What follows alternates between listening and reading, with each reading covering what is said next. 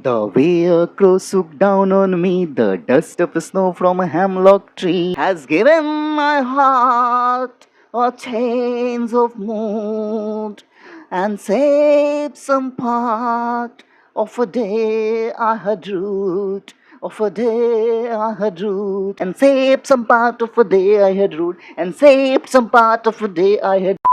In the end of the video, I will give you a bonus tip of how to read this poem in a very beautifully rhythmatical way. But first and foremost, students, we will understand the heading, The Dust of Snow, written by Robert Frost. As most of you would already know that Robert Frost is a poet who mostly writes symbolic or metaphorical poems. In this poem, the poet talks about how even a small incident can sometimes play a very significant role in our life. The poet was very sad. He was extremely sad, but a very small act of generosity had changed his mood. It has played a very significant part, even the smallest incident. And especially with this poem, the poet is also challenging the general opinion. Okay आप इस poem में ये देखोगे कि ज़्यादातर लोग ये मानते हैं कि ये जो हमारा हेमलॉक ट्री है, अब हेमलॉक ट्री क्या होता है? हेमलॉक ट्री एक पॉइजनस ट्री होता है, धतूरे का पेड़ हिंदी में उसको बोलते हैं। और ये कौवा, क्रो, ये दोनों ही चीज़ें जो है वो आपका ओमन माना जाता है, सब आपका अशुभ माना जाता है, इनऑस्पिशियस माना जाता है, अमंगलकारी माना जाता है जनरल ओपिनियन में, कि नेगेटिविटी का प्रतीक है। दीज थिंग्स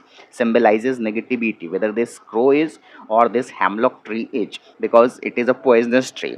बट यहाँ पे ये दो नेगेटिव चीज़ें जो जनरली नेगेटिव माना जाता है ज़्यादातर लोगों के हिसाब से, जो एक अशुभ चीज़ें मानी जाती हैं, जो इनऑस्पिशियस चीज़ें मानी जाती हैं, जो ओमेन चीज़ें हैं, पोएट इस धारणा को चेंज करना चाहता था। पहले हम लोग हेडिंग समझेंगे, द डस्ट ऑफ स्नो। देखो स्टूडेंट्स, डस्ट का मतलब धूल नहीं होता है, डस्ट का मतलब होता है झाड़ना। जैसे आप टेबल झाड़ रहे हो, चेयर झाड़ रहे हो, सोफा झाड़ रहे हो, काउचेज, डस्टिंग जिसको बोला जाता है, कि जब आप किसी चीज़ को डस्टिंग कर रहे हो मतलब झाड़ रहे हो। तो यहाँ पे हेमलॉक ट्री के ऊपर जो बर्फ जमा हुआ है, ये सब बर्फ झड़ के जो गिरेगा उसी को हम बोलेंगे द डस्ट ऑफ स्नो, मतलब स्नो की वर्षा। पोएट के ऊपर जो स्नो का फॉल हुआ उसी को यहाँ पे बोला गया है the dust of snow. Now let's read this poem. This is a very short, simple and very beautifully written poem by Robert Frost of only two stanzas, two short and simple stanza. In the first stanza, the poet is saying that the way a crow swooped down on me, the dust of snow from a hemlock tree. Very beautifully written poem students, and the rhythm of this poem is extremely beautiful. बहुत ही अच्छा rhythm है इसका, जो rhyme scheme है poem का वो बहुत ही ज़्यादा लय है, बिल्कुल गाने की तरह आप इसको गा सकते हो। ओपेरा का टच आप इसमें दे सकते हो, इसको ओपेरा टच से आप इस गाने को गा सकते हो। ये पूरा का पूरा एक सॉन्ग की तरह है। The way a crow swooped down on me, the dust of snow from a hemlock tree. The way a crow swooped down on me, the dust of snow from a hemlock tree. The way a crow swooped down on me, the dust of snow from a hemlock tree. The way a crow swooped down on me, the dust of snow from a hemlock tree. अगर opera का touch देते हुए आप इसको सिंग करोगे तो ऐसे हो जाएगा, The way a crow swooped down on me, the dust of snow from a hemlock tree. The way a crow swooped down on me, the dust of snow from a hemlock tree. Hemlock tree. The way a crow swooped down on me, the dust of snow from a hemlock tree. The way a crow swooped down on me, the dust of snow from a hemlock tree. The way a crow swooped down on me, the dust of snow from a hemlock tree. The way a crow swooped down on me, the dust of snow from a hemlock tree. The way a crow swooped down on me, the dust of snow from a hemlock tree. थोड़ा सा opera touch में इस तरीके से आप इसको सिंग कर सकते हो। Then has given my heart a change of mood and saved some part of a day I had ruled. Has given my heart a change of mood and saved some part of a day I had ruled. Of a day I had ruled, of a day I had ruled, has given my heart a change of mood and saved some part of a day I had ruled, has given my heart a change of mood and saved some part of a day I had ruled. एक बार पूरे poem को fully रिदमेटिकली पढ़ते हैं। The way a crow swooped down on me, the dust of snow from a hemlock tree.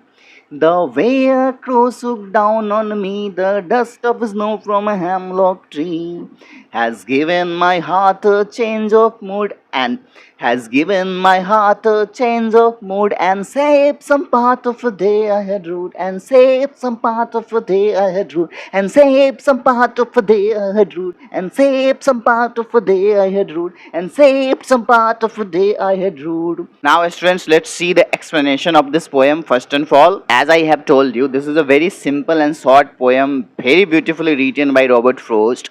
The way a crow swooped down on me, the dust of snow from a hemlock tree. So what the poet is telling in the first stanza, he is saying that he is standing in a snowy area under a hemlock tree. वो एक hemlock tree के नीचे खड़े थे और वहाँ पे एक कौवा उड़ते हुए आता है, एक crow उड़ते हुए आता है, और जिस तरीके से उसके इस उड़ने के एक्ट से बर्फ झड़ के, जो पेड़ के ऊपर बर्फ जमा हुआ था, ये बर्फ झड़ के उनके ऊपर गिरता है, इससे जो उनका मूड है वो पूरा का पूरा चेंज हो जाता है।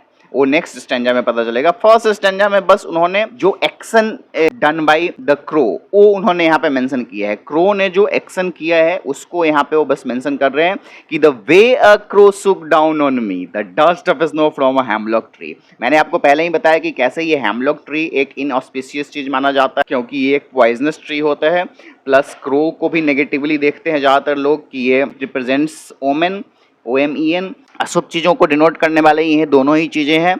तो यहाँ पे पोएट ये बता रहा है कि कैसे इस प्रो की एक्टिविटी से, कैसे इस कौए की हरकत से उनके ऊपर क्या असर पड़ता है, क्या इफेक्ट पड़ता है, कैसे वो हैमलॉक ट्री के ऊपर जब ये कौवा आके बैठता है इससे स्नो झड़ के इनके बॉडी के ऊपर गिरता है, इससे क्या होता है आगे हम लोग नेक्स्ट स्टैंजा में देखते हैं। Has given my heart a change of mood and saved some part of a day I had ruled, of a day I had ruled। बहुत ही ये जो आपका पार्ट और हार्ट ये इतना अच्छा रिदमेटिकली यहाँ पे हुआ है, आपका रिदम इसका बैठा है, मूड और रूट, कि ये मतलब ये जो पोएट की क्लास है रॉबर्ट फ्रॉस्ट जो हमेशा ही ग्रेट पोएम्स लिखते हैं उनके क्लास को बहुत ही अच्छे से सिग्निफाई कर रहे हैं। Has given my heart a change of mood and saved some part of a day I had ruled, of a day I had ruled। तो यहाँ पे पोएट के ऊपर क्या इफेक्ट पड़ता है, ये जो क्रो का एक्शन हुआ, क्रो ने क्या एक्शन किया कि क्रो उड़ के आया और हैमलॉक ट्री के ऊपर वो बैठा, और उसके इस एक्ट से क्या हुआ कि पोएट के ऊपर बर्फबारी हुई, पोएट के ऊपर जो ये बर्फ जमा हुआ था आपका हैमलॉक ट्री के ऊपर वो इनके ऊपर आके झड़ के गिरा, तो इसकी वजह से क्या हुआ, इसकी वजह से जो इनका मूड है ये चेंज हो गया। Has given my heart a change of mood, मतलब वो पूरा का पूरा दिन इनका जा रहा था आपका रिपेंटिंग में, रिग्रेट में। रूड मीन्स स्टूडेंट्स होता है आपका रिग्रेट करना, रिपेंट करना। तो उस दिन किसी चीज़ का पछतावे में ये अपना दिन बिता रहे थे, इनका मूड सैड था, कुछ हुआ था इनकी लाइफ में जिसकी वजह से ये मतलब पूरा दिन इनका रिग्रेट में बीत रहा था। बट ये एक इंसिडेंट से, ये एक शॉर्ट स्मॉल इंसिडेंट से, ये जो एक छोटा सा एक्ट किया क्रो ने, इसकी वजह से इनका पूरा मूड चेंज हो गया। अभी तक जब ये अपना पूरा दिन इनका बीत रहा था रूइंग करने में, RUE रू का सेकेंड फॉर्म है आपका रूट, मतलब रिग्रेट करना। रिपेंट में जब इनका पूरा दिन बीत रहा था, पश्चाताप की अग्नि में ये जल रहे थे, पूरा दिन इनका बीत रहा था दुख में, सौरों में, सैडनेस में, किसी चीज़ के पछतावे में, इनके दिल के अंदर ग्लानि फील हो रही थी। बट अचानक से क्रो के इस हरकत से, क्रो के इस एक्ट से इनका जो मूड है ये चेंज हो जाता है। इनके हार्ट में जो पश्चाताप की अग्नि जल रही थी वो अग्नि बुझ जाती है और इनका मूड चेंज हो जाता है और सौरों से हैप्पीनेस में आ जाता है इनका मूड।